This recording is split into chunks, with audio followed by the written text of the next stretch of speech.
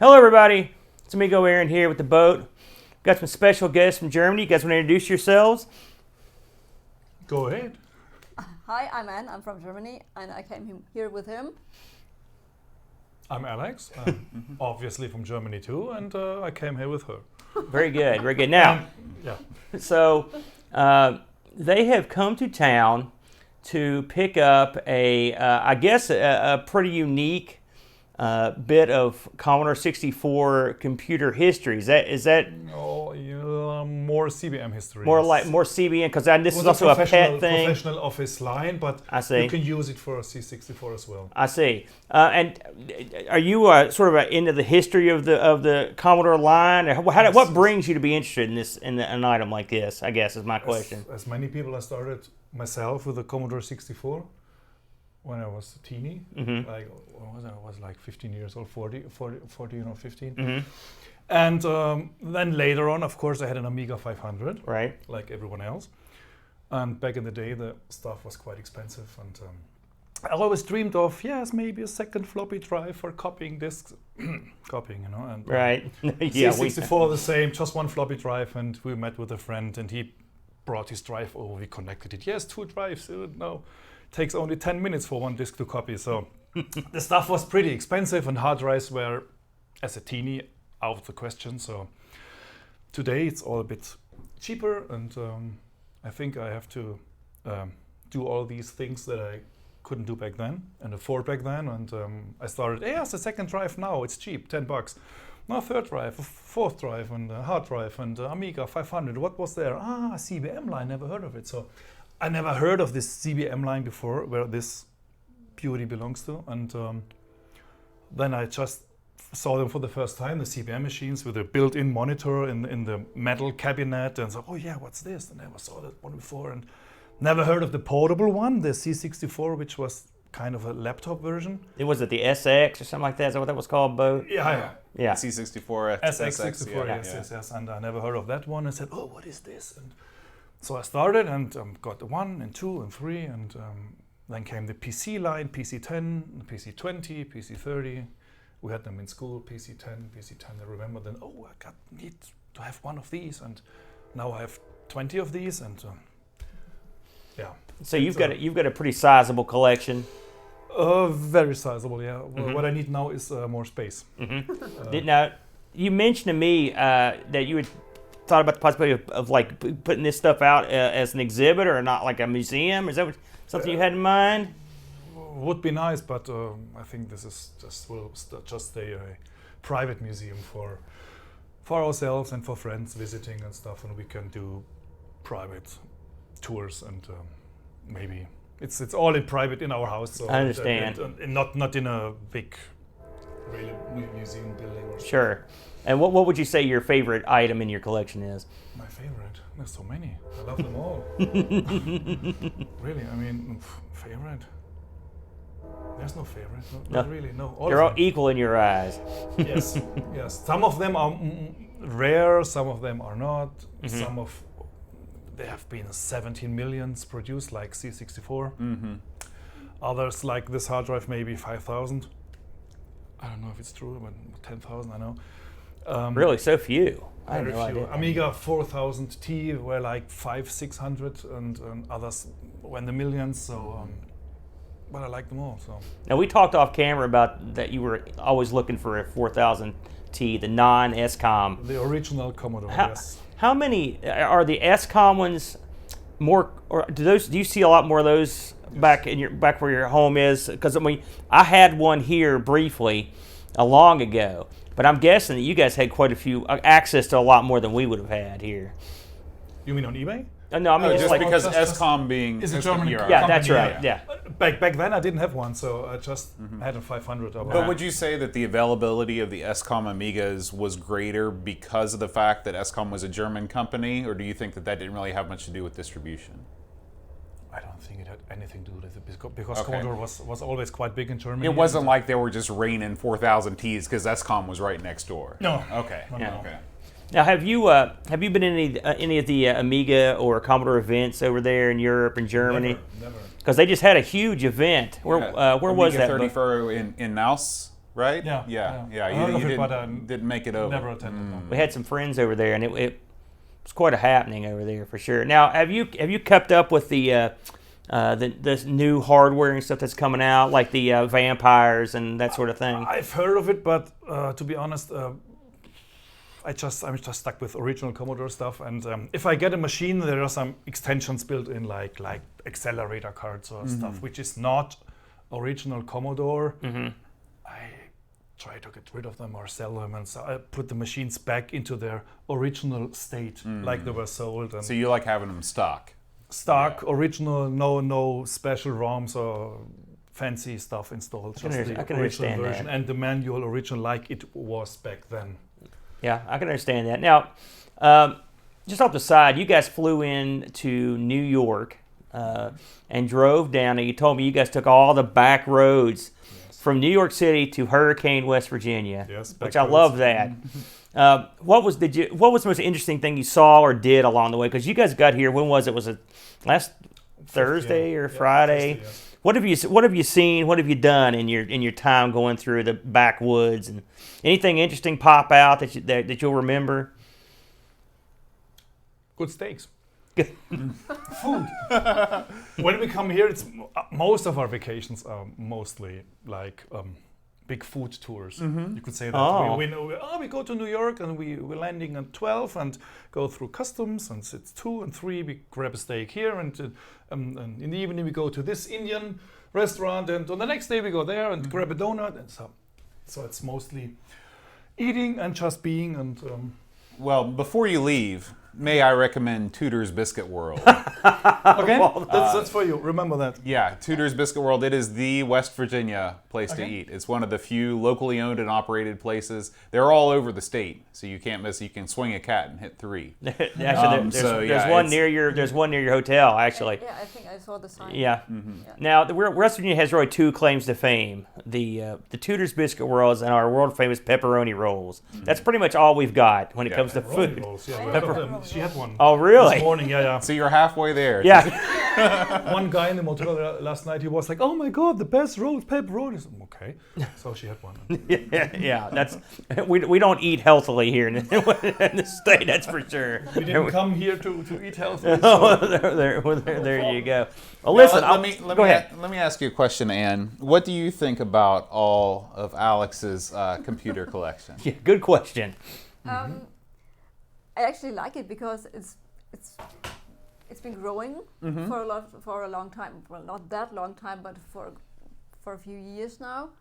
And it started with like a Commodore or 2 and the SX 64. And every time we pick something up, they tell us why they are selling it. And often it's because, oh, my wife says I should sell it and we don't have the space, so this is the thing that needs to go first. And I always think, why is the hobby? It's his hobby and he likes it, so why not? And every time he says, oh, I need to sell this or I need to sell that, and I say, don't sell it. Oh. Because She's a keeper. She's a keeper. I got other problems, different problems. You might think she's keeping me from buying stuff. No, I'm not allowed to sell any. That's my. because So it's his collection and he likes it, and why shouldn't he have it? I mean, yes, probably he has to sell some stuff because of Eventually. because we don't have that much space. But it's sad to see some things go. Oh yeah. You can choose. I mean, you have like, for example, one Amiga 500. This is mine. I keep it. I get another one. It's dirty and it looks like this. It's not functioning, and then I'm cleaning it and bleaching and stuff and soldering and tinkering, and then it's finally running again. And then I can't say no. Okay, now you have to go. It's hard to you know let what go I mean. of It's it. I'll keep this one too. The next one. Yeah. And when I'm done with them, they're looking good and fresh and mint and stuff and working, and there's so much work in it. And yes, and then she says, "Oh, look, you can't just give it away." And Now, how do you cycle? You know, obviously you've got a tremendous amount of computers and probably a smaller amount of desk space. So do you have sort of a plan where you're able to actually get these things out and use each of them? Yeah, I have shelves and metal shelves and So it's easy to access things. You can just easy pull to it out access and put them. it Yeah, down. put it on a wagon and then bring it to the desk and yeah. What do you do on your machines? I mean, do you play games? Do you do artistic things, music? What's your thing? Until now, just having them and cleaning and restoring and repairing and stuff, but not really using them that much until now. But it will come. I see. It will come. Can you explain a little bit more? Because I never heard of the PC line of Commodores. I mean, are these like IBM compatible IBM PCs? compatibles, Okay. yes. These are the pets, right? No. Oh, these are. No. The pets were before. Oh, Those were okay. the first office machines with the built-in monitors Right. in the steel cabinet stuff, Right. the keyboard and stuff, and the IBM compatibles were like other IBM compatibles. Do they look like an Amiga 2000, like a beige box? It's Like a just base got- box, yeah, like yeah. a desktop casing, and yeah. I don't know if we got these. Do you know if those were marketed in the United I States? think actually, I think they were. Yeah. They were labeled Cold, I think, and PC 1020. I think they had a special labeling. They had these the light front, not the middle gray one, but the lighter front, and they were labeled Cold or Select Edition PC40 Select. Oh, or okay, something. but they didn't have a big Commodore badge, right? In the middle. They oh, had, they did. had- Okay. The casing was the same, but just Oh. another color sometimes. Interesting. And I've never seen one of those. Yeah. Ever, not. It's you a know, it's a close. German development, so it was they were developed in Braunschweig in Germany, and some of them came over here, I think. Yeah. What processors were in these things? I mean, are these The first had just 8088s? these, or- yes, the yeah. first one, and starting with the next one, they had a 286 and. Oh, so they had a 286. 386. Oh, so they ran for a while then. Yes. I would never have known it. And there was a 486 in development, but it never left, I think, the prototype stage. So Who'd have thought that they were making clones at Commodore PC? Yeah. Interesting fact is the first PC-10, they developed it and built it in Braunschweig, and they didn't have the facilities to make these big motherboards. Yeah. So they just built two motherboards, two small ones, and connected them with a big cable in the case, and it just.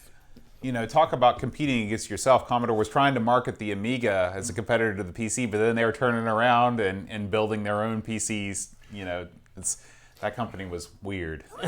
They did many things, yes. Yeah. They often worked against each other. I want to set this big drive over here Yes. for a minute, and I want you to. Here we go. Clear up. Now this is the. I should probably talk about this thing. Whoops! Did I guess caught there? There we go.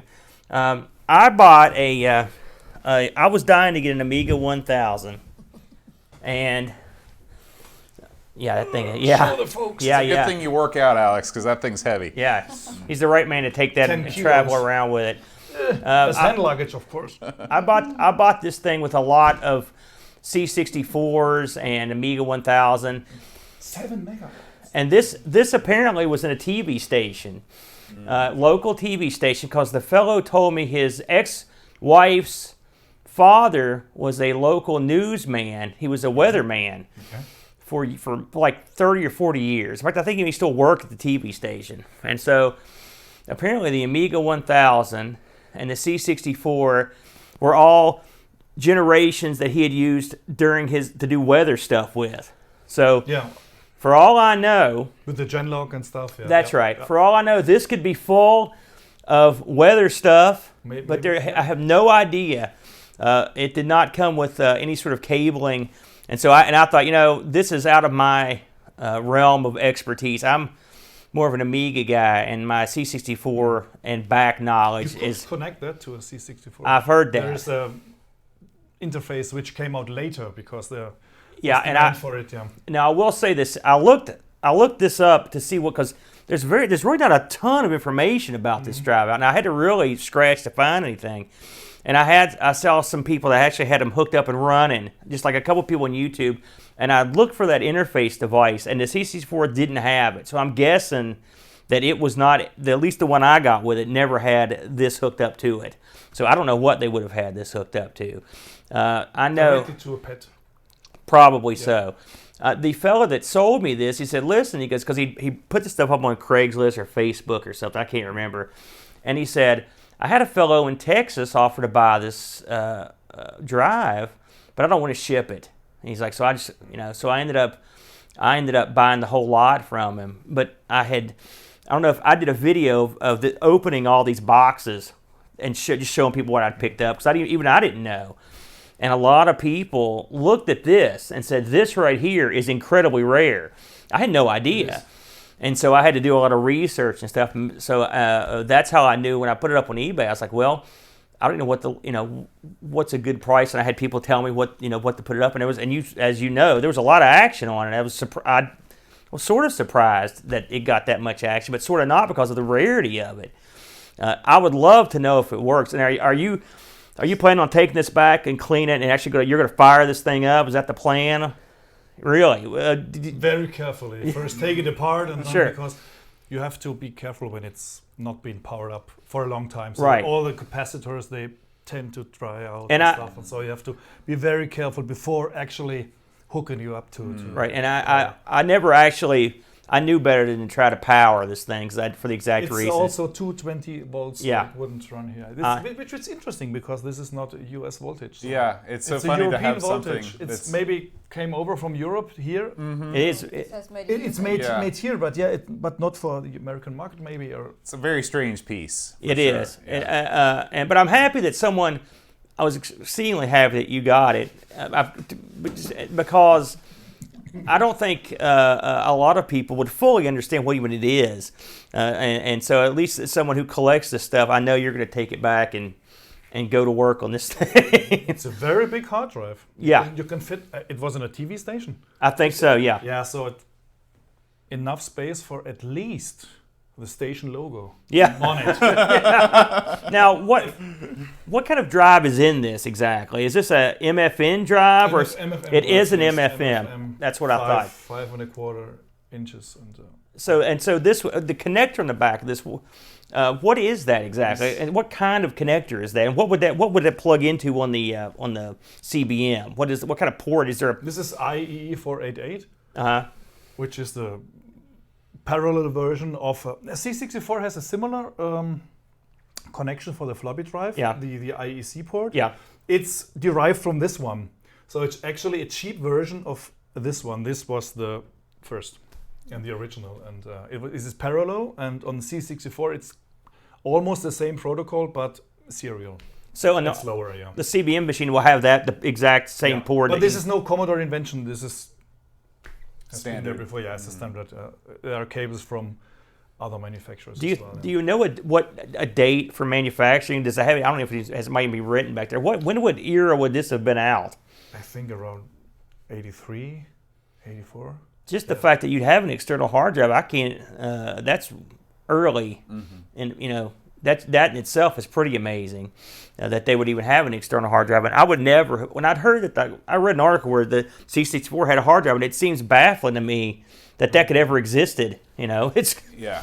I would have never guessed in a million years that this thing existed. If you would have asked me, I would have said no. And no it's way. so fast. It's 5 times faster than a disk. Wow. really. Yes. Now, what can you do with when you got this hooked up? Now, you said this could be hooked up to a Commodore 64. What would you do with it at that point? I mean, what could you do? What in the operating system? Was there support to do a lot of stuff with this? Back then, Yeah. I think maybe it was used for these BBS boards or something, where they just storage for files, basically. swapped their. Yeah. That's an expensive investment for your BBS. It is back, yeah.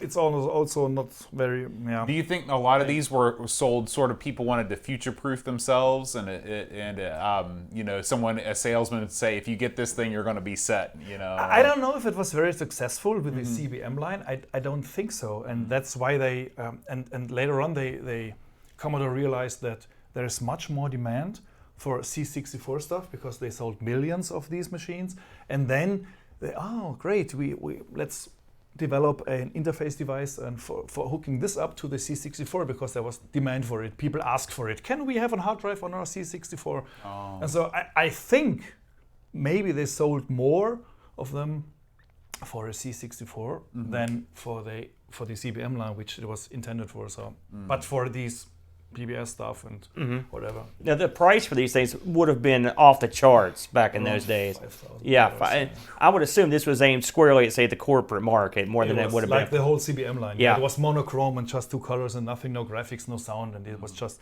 strictly business office data stuff. That's a big investment for a hard drive. But I mean, probably an equivalent drive for any computer would have been as much, don't you think? Yes. Yeah. Yes.